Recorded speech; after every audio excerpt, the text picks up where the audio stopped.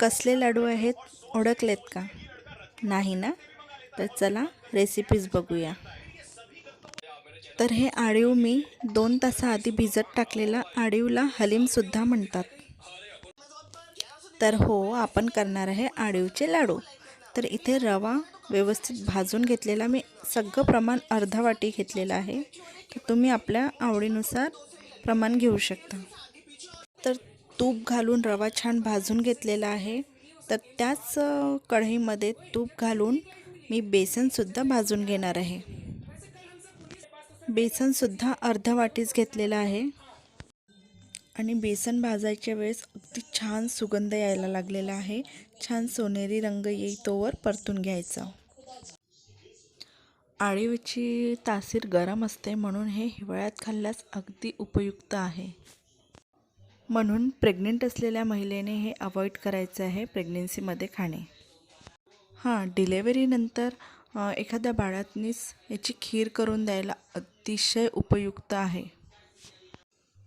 तर बेसन छान परतून झालेलं, तर त्याच कढईमध्ये मी तूप घालून इथे गव्हाचं पीठसुद्धा अर्धा वाटी घेऊन छान सोनेरी रंगापर्यंत भाजून घेतलेला. तर गव्हाचं पीठसुद्धा छान परतून झालेलं आहे. आपण काढून ठेवलेलं त्याच कढईमध्ये तूप घालून आपल्या आवडीनुसार ड्रायफ्रूट्स जे आवडतात आपल्याला ते घालायचे. तुम्ही छोटे मोठे ज्या आकारात कट करायचे तसे करून घ्यायचे व छान परतून घ्यायचे.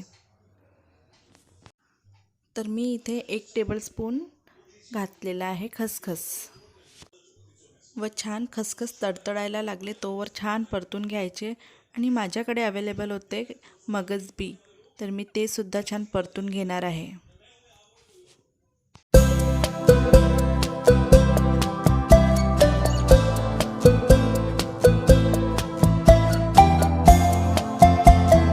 तुम्हाला रेसिपी कशी वाटते हे मला कमेंट्समध्ये नक्की सांगा.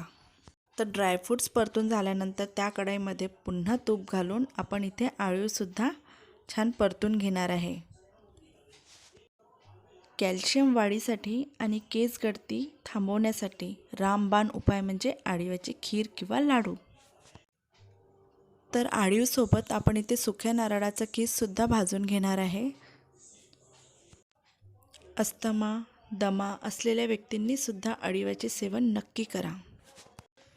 छान दोन्ही मिक्स करून छान परतून घ्यायचं आहे, एकजीव करून घ्यायचं आहे. बघू शकता तुम्ही किती छान कलर आलेला आहे. तर जायफळ आणि इलायची छान बारीक करून घ्यायचं.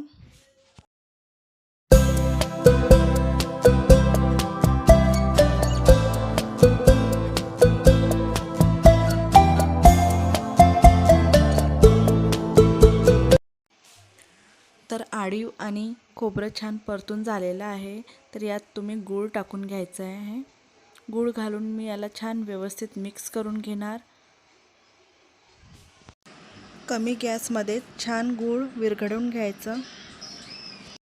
तुम्ही गूळ वापरण्याऐवजी साखरसुद्धा वापरू शकता, पण गूळ वापरल्यास अतिउत्तम. मग गूळच वापरून घ्या, हो ना? तर चला आता बेसन, रवा आणि कणिक भाजून ठेवलेलं आपण यात घालणार आणि मस्तपैकी मिक्स करून घेणार.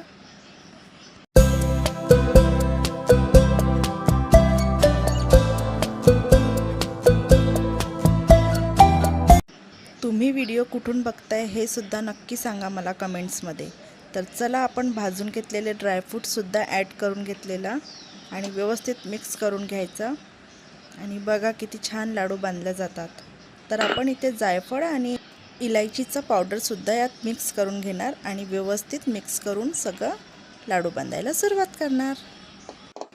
तर लाडू बांधण्याआधी हाताला तूप लावून घ्यायचं म्हणजे की मिश्रण हाताला चिकटणार नाही आणि छान गोल गोल लाडू बांधून घ्यायचे.